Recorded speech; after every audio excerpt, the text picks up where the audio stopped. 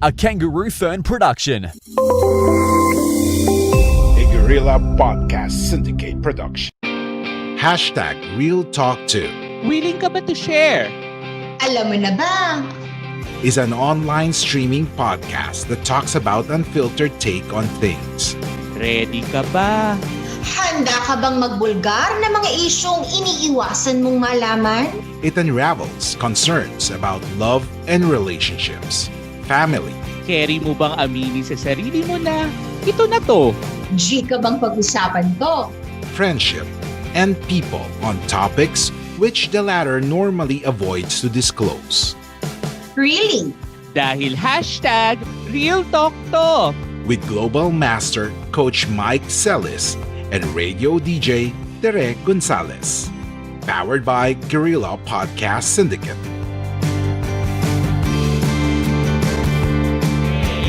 Hi guys, and good day sa inyo lahat and Happy New Year and welcome sa first ever episode ng #RealTalkTo. Ako po muli si Coach Mike Celis and together with me is my beloved co-host na nagbabalik loob. And Kumusta po?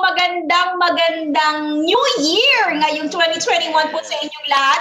Ako po si DJ Tere Gonzalez, ang inyong kasama po dito, syempre with Coach Mike Celis, sa #RealTalkTo. Ayan, ito po ang ating third episode. Tama, di ba? Third? Fourth? Hindi, third. Oo. Ay, hindi ko na mabina. basta in between. Ayan. Pero ito yung, tama naman din si Coach Mike. Ito yung first episode namin for 2021. Ayan. O para doon sa mga naman nagtatanong, kasi alam ko na miss nyo naman kami kung bakit kami medyo matagal na wala. Kasi may mga nangyari din naman sa mga buhay namin, di ba? Na medyo kailangan muna natin pagtuunan ng pansin. Pero ngayon, we are so back. And huwag nyo na kami problemahin kasi hindi na namin problema. Di ba? Okay na kami. So, Correct. let's start on a clean slate and ayan na. Moving on and forward.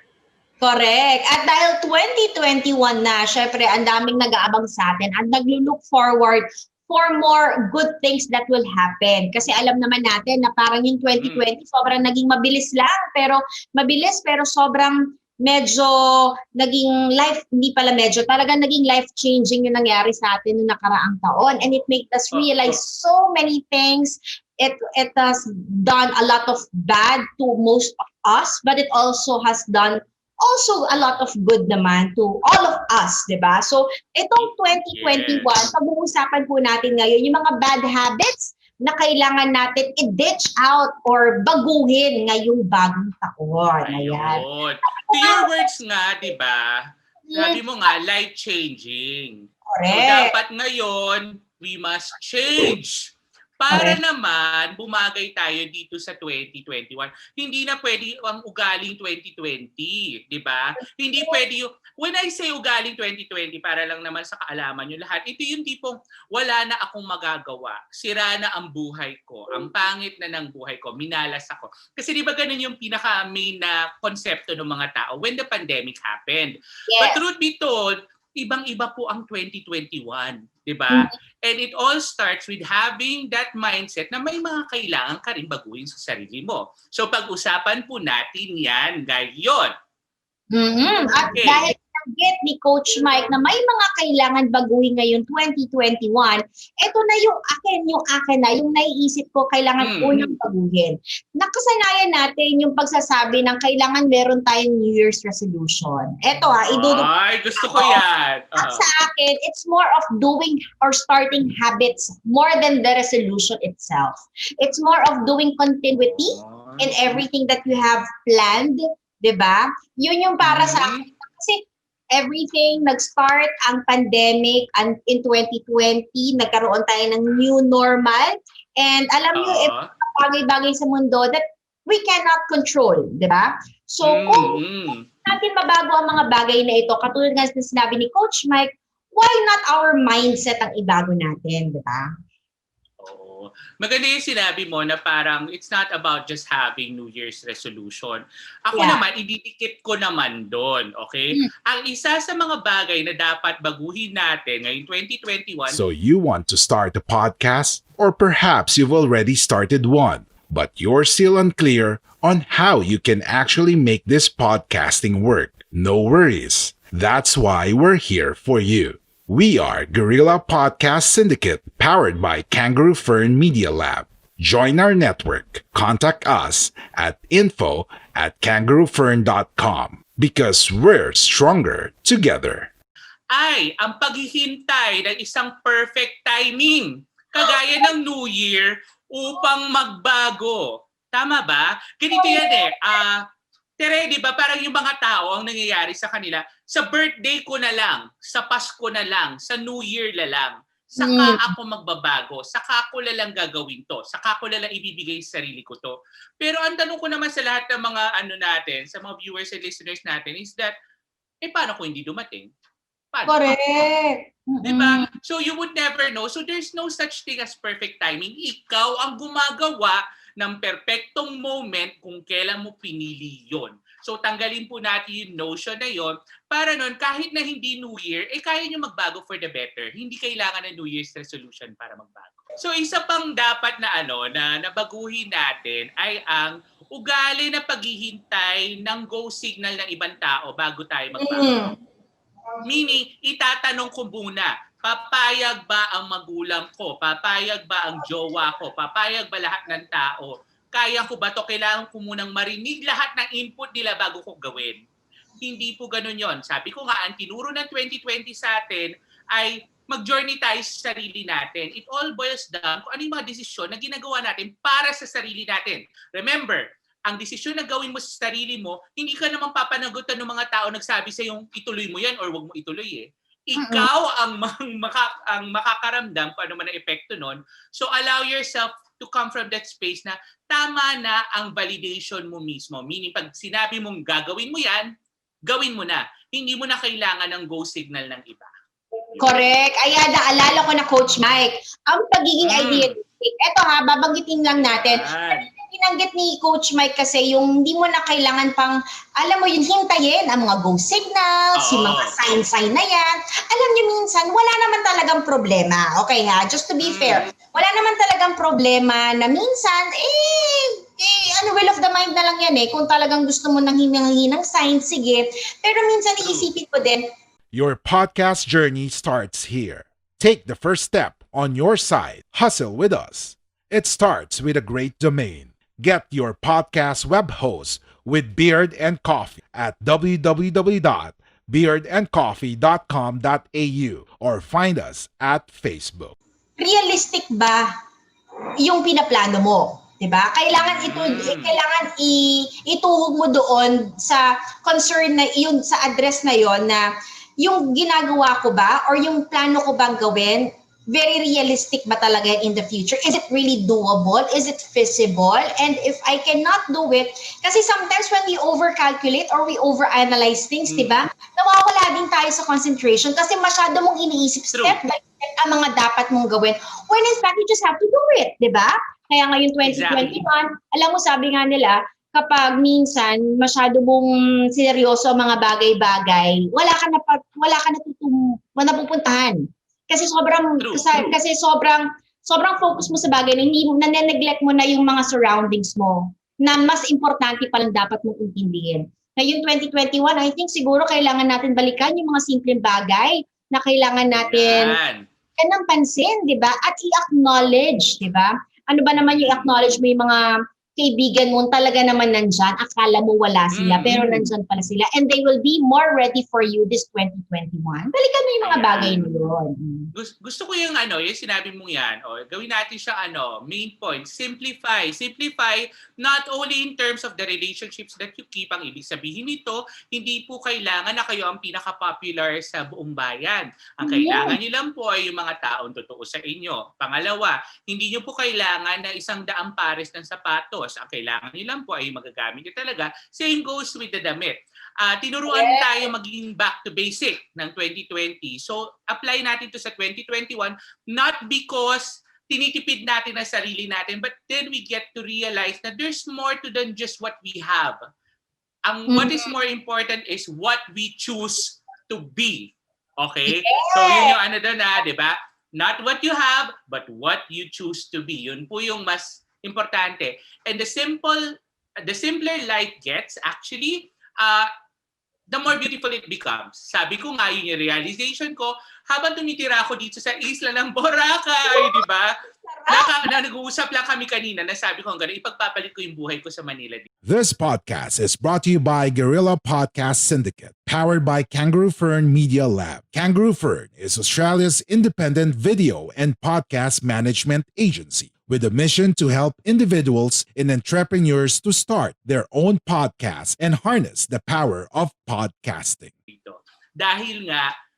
Dahil mas simple siya, mas masaya siya. Wala kang gaano iniisip. Pagkatapos magtrabaho, okay ka na. Hindi mo naman kailangan pala mag-mall, hindi mo pala kailangan magkape ng mahal every now and then. Hindi mo pala kailangan, alam mo yon, magpunta kung saan-saan just to make yourself happy. Kung nasan ka man ngayon, ang mahalaga dyan is maisip mo, what is in your current space that makes you happy and how can you even simplify it? Para doon every single day, kahit anong pa man ang mangyari, happy ka. Ayan. Oo, totoo yan. Ito, meron pa akong isang naisip, Coach Mike. Siguro sa tingin ko, dahil ngayon 2021, ang dami mga nangyayari, mga balitang hindi magaganda. Alam mo, iwasan natin yung pag-fake news at itutuhog ko siya dyan sa pag-fake. Sabi nga nila, can you fake love? Ayan, dyan. Pero this actually is topic eh. Pero papahapyawan ko na. Sabi nga nila, you can fake love, but that will not entirely be called love, di ba? So, ito parang pakikisama lang sa isang tao or yung pagbibigay ng importansya sa isang tao. Alam mo kung hindi ka naman sigurado talaga, bakit pwede mo naman bigyan halaga yung isang tao, di ba? Pero siguraduhin mo na, alam mo yun, lalagyan mo ng label or talaga you make it clear to the other end na magiging okay kayo. You don't fake it, di ba? Kasi kapag talagang galing sa puso mo yan, lalabas yan in a very genuine way, di ba? So I think, alam mo, yun ang hinahanap ng maraming tao ngayon love, respect, di ba?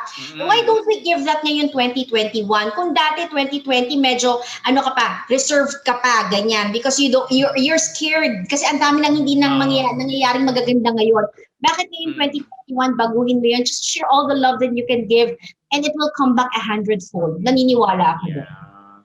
Gole, baon na baon yun na. Alalim-lalim yun. Pinapil ko Oo, dama ko yun. But on that note also, if I may just add, ang sabi ko naman dyan, dahil nandun na rin tayo sa giving yourself what is due, tanggalin natin or baguhin natin ang pananaw na ang pag-invest sa sarili ay mahal or mali. May ganon, di ba? Yung parang pag binili ka na sa sarili mo or pag nag-enroll ka dito dahil nag-aral ka or parang... Like what you hear so far? Make sure you never miss an episode by clicking the subscribe button now. This podcast is possible by listeners like you. Thank you for your support. Now back to the show. Meron kang binigay sa sarili mo, mali na agad. Kasi ang konteksto ng ibang tao, dapat unahin mo yung iba. Hindi po. Tanggalin na po natin yung mindset na ganon. Kasi sabi ko nga, in by eternal words, you cannot give what you don't have. And you could only help as much as you help yourself first. So wag tayo magtipid kapag mag-i-invest sa sarili. Example, vitamins. Bilhin na po ang vitamins. Mas mahal naman po yung magkasakit at ma-hospital kaysa lumaklak na mga vitamins every day, di ba? O ano pa, mag-aral ng new skill. Mas mahirap naman pong mawalan ng trabaho kaysa tiyagain pag-aralan ng isang bagay na relevant ngayong time na to. So it's all about adjusting and realizing that you are the best investment you can ever make. Oo. Speaking of pagbabalanse ng mga bagay-bagay sa mundo, ito lang speaking of pagbabalanse, itutuhog na rin natin kasi we have gained so much pandemic weight and I believe we have gained more holiday weight, di ba? Itutuhog ko na dito. Alam mo, ngayon 2021, sinasabi nila tumaba ka. Alam mo yung body shaming ka, ganyan. Alam mo, sinasabi ko sa iyo, kapatid, kapuso, kapamilya, kaibigan, or kasama natin, yung mga nakikinig sa atin ngayon, you eat your diet that works for you. Whatever your figure is, Eat the diet that works for you. Just be healthy for as long as you're happy when you're eating. Do it with moderation. You will be totally fine. And the best of all that we've said, you have to feed your soul. Yun, isama na natin yung sinabi ni Coach Mike kanina. Sabi nga nila, anong maibibigay mo kung yung ikaw sa sarili mo wala? You have to feed your soul. And you also have to be healthy. Diba? Ayan. Ako naman, para pang wrap up natin dito, yung pinaka-last at pinakamahalaga. Kasi di ba ang New Year, lagi tayong parang go, go, go. Ayan. Achieve natin ang goals natin. Kailangan, hindi tayo mapipigilan. Gusto ko ibahin nyo naman ang pananaw nyo with regards to achieving your goals. Remember, right now, sa 2021, okay lang kung ang nararamdaman mo ay okay lang. We are Independent Podcast Network. We are Guerrilla Podcast Syndicate. Would you like to hear your brand while supporting quality podcasts? Contact us now at advertise@guerrillapodcastsyndicate.com. Hindi kailangan super saya, hindi kailangan super galing or super successful or super productive. Pag ang sagot mo sa isang bagay ay okay lang po. Irespeto po natin ang okay lang. Hindi po kailangan na meron tayong laging sagot na makaka-please sa iba or sa sarili mo. Kasi ang mas mahalaga is acknowledge mo muna yung space mo, because by acknowledging your space, you realize that there's so much room for improvement and you don't beat yourself up. Meaning hindi mo papahirapan yung sarili mo dahil nga hindi ka galing sa frustration but rather sa acceptance na my space right now is okay. At yun po ang dapat natin tandaan muna. Kasi hindi tayo makaka-move on and forward hanggat di natin tinatanggap na where we are right now is the exact space that we're meant to be. Diba? Correct. And we're hoping for 2021 na hindi lang kami ni Coach Mike, kundi kayo din. Talaga namang maging masaya at maging successful in whatever level you feel that you are successful and contented already with your life. I hope you can make it this 2021 at kakayanin pa natin yan in the other future years to go. Okay? Kaya nako, maraming salamat for being with us. Yung mga nakikinig po sa atin, talagang sumusubaybay sa atin, walang tigil na po talaga na nagmamahal po sa amin ni Coach Mike from 2018, nasimula nag-start tayo sa magiging regular na uli kami, buhay na uli kami, naka-recover na kami. Correct, Nag-sabbatical leave lang kami. Wow, sabbatical! Correct. Buhay na uli. Mag-aanan tayo uli. Magsasama-sama pa rin tayo sa podcast and malay po natin, maaring bumalik po kami sa radyo. Aabangan nyo yan. Ayan. Yes. Go. Updated with us. Kaya maraming salamat. We gotta go and say goodbye na maraming salamat ng bongga-bongga. Muli, ako po si DJ Tira Gonzalez na lagi nagsasabing when you love, nothing could go wrong. Ayan, at ako naman po si Coach Mike Celis. And always remember, wherever you are right now, it's okay. Simply because you're on your way to become your own #BestMeEver. Bye, guys! Thank you for listening. Make sure to visit our website at www.guerrillapodcastsyndicate.com, where you can subscribe to the show in Apple Podcasts, Google Podcasts, Spotify, Stitcher, or via RSS, so you'll never miss a show. While you're at it, if you found value in this show, rate and review this podcast and share it with your friends. You can also join the conversation with Guerrillas RV on Facebook, Twitter, and Instagram. Please consider on making a donation to help us keep making the podcast you love. If you have any questions, feel free to reach out to us. A Guerrilla Podcast Syndicate production.